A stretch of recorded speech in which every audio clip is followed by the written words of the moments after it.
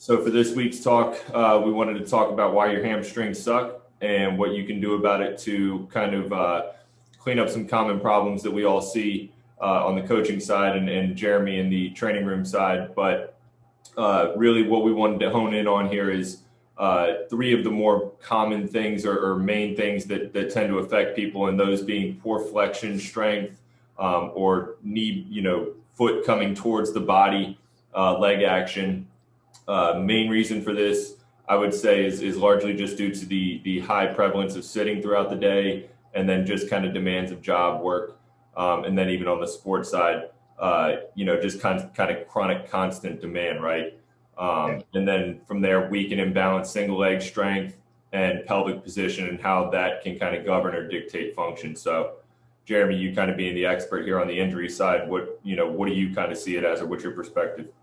I think my perspective is really just seeing if the athlete or coach or like physio kind of piece has like identified the triggers of why your hamstrings are so shitty, and then kind of going from there, whether it's like, so what's your triggers? Is it like in like stretch overloads? Is it strength overloads? Like volume overloads or force overloads. I think if we kind of group them into those categories and then kind of go into it, we can have a better understanding of attacking what's wrong.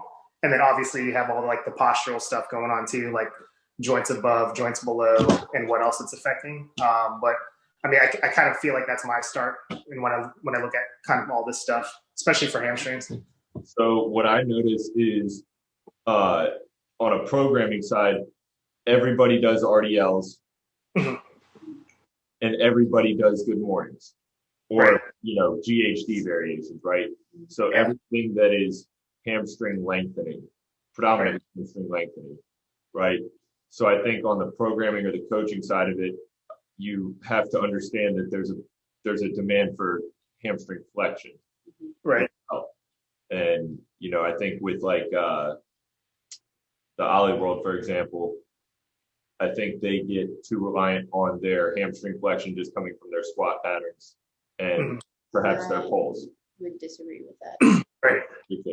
Well, for the way that we coach the squat, we're doing so with the emphasis on the quads, not the hamstrings. So our knees are going over our toes, keeping our hips underneath of us. So we're biasing more of the quad in that regard. Now, from the pulling standpoint, you could argue that we're overloading the quads, overloading the hamstrings, and we're seeing, more strains due to the lengthening of the different positions.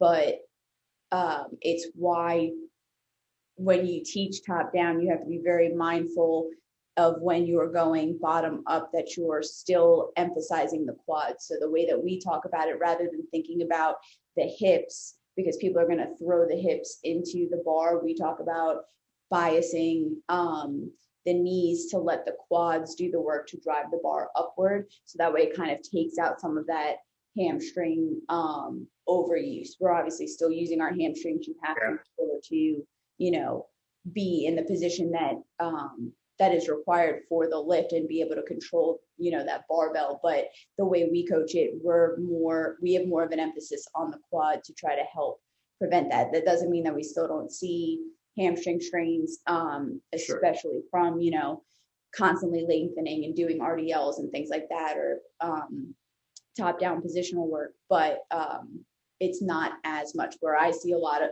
more hamstring strains is from my dancers more than anything else. And that's probably the best example of over-lengthening. Yeah. So, and that's to kind of generalize that point and take it to a wider audience. The common sensation is feeling tight. My hamstrings are tight. So the go-to is to immediately stretch, and especially prolonged static stretching, which I think we're all in agreement on this panel or whatever, us fucking three. But, heavy static stretching is just generally not a good idea. There's just much less value than there is potential consequence to it. So when you think your hamstrings are tight, I think we would all agree in saying and arguing that it's weak, not tight. Yeah.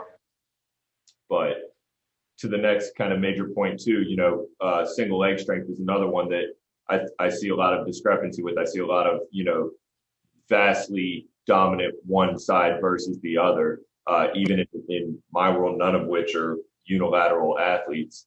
And there's still that discrepancy. And so, maybe we can kind of tie these, point 2 and 3 together here. If you have a significant discrepancy in hamstring strength, whether that be in flexion or in lengthening, vice the other, then there's going to also be a consequential pelvic position issue, right? We see one sacrum kind of sitting higher versus the other. And then that tends to manifest or present sometimes even as like low back pain, right? Right. So I'm not saying that fixing your hamstrings takes away low back pain. I know you pain people get about that, but I would be remiss to not say it's at least a factor, right?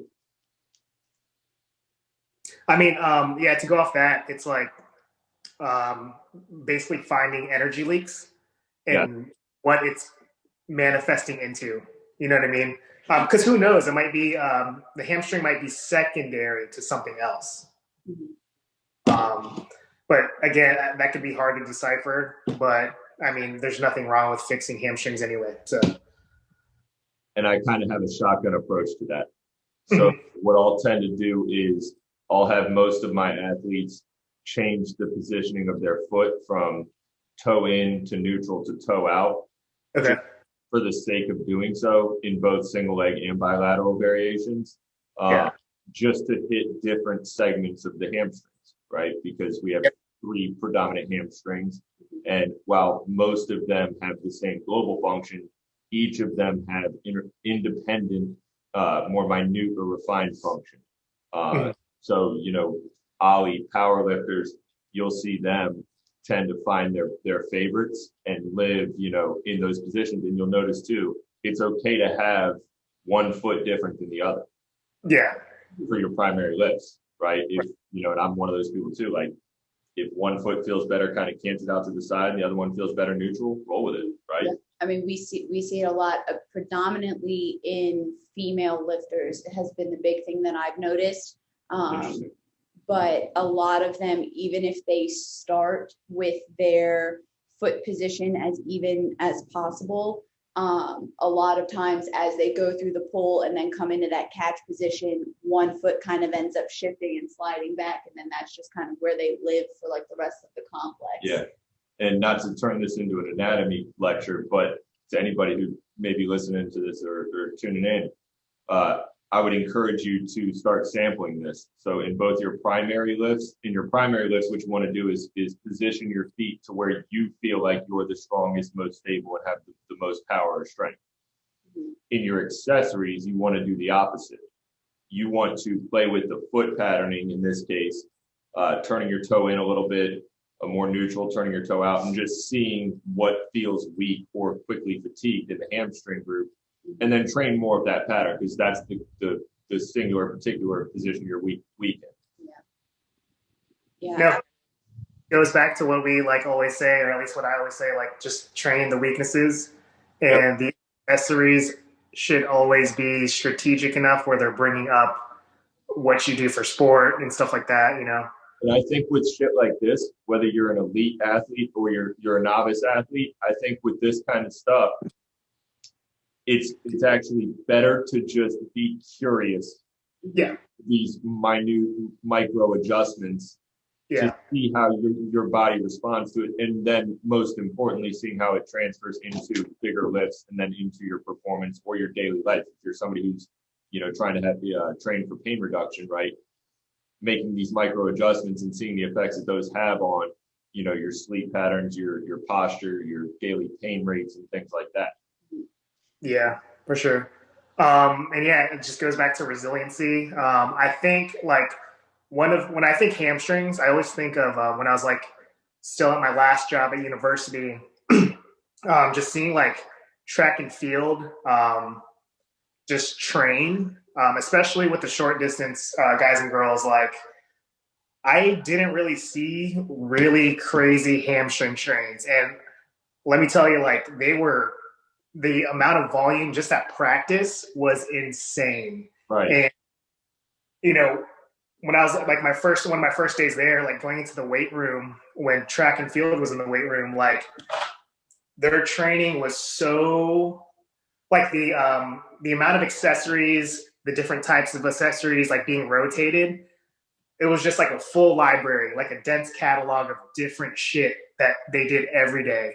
And I want to say that helped because it's like no one really had a big hamstring issue. It was mostly like low backs and QL stuff. But I mean, we maybe had like one or two guys or girls just like maybe have a crazy hamstring issue. That's it.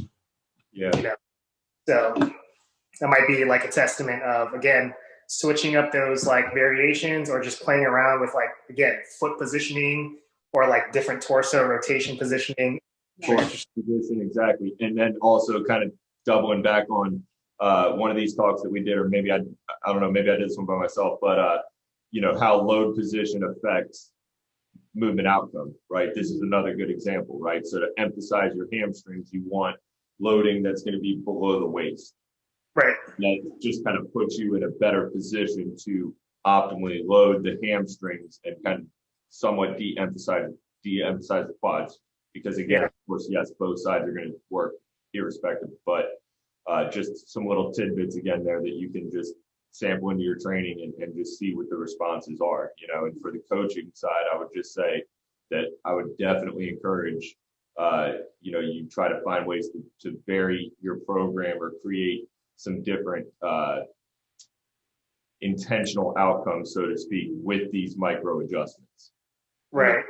I feel like it's almost easier to do in the program because you're not taking a different exercise and just changing it entirely. Like it's something as simple as changing the foot, changing the load, changing the tempo and things like that. That's going to layer. Yeah, exactly. Provide, you know, your athletes more resiliency, and it's not something that coaches have to find so daunting where they're like, I need to come up with all these different exercises again. Well, no, you can just, you know, adjust one or two things in that movement and get the results that you want. A big thing I've been like telling a lot of our weightlifters with their accessory stuff, because they're like, you know, should I hold the kettlebell in this hand, in that hand? Should I have this leg in front? And I'm like, it honestly doesn't matter. Do every set differently and see what is the hardest, and then focus on that one for a little bit longer. And I would just modify that a little bit with, it's not that it doesn't matter. Right. I would just say it's more incentivizing for the athlete to just be exploratory, so to speak. But to kind of recap some of those big points here down the stretch.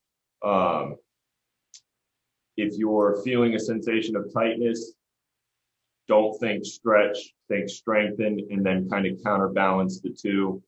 Everybody needs some sampling of both. It's just a matter of how much. Make sure that the left to right discrepancies are minimal as possible, because of the greater the margin of difference between the two, the more vulnerability there is just in general for injury to occur.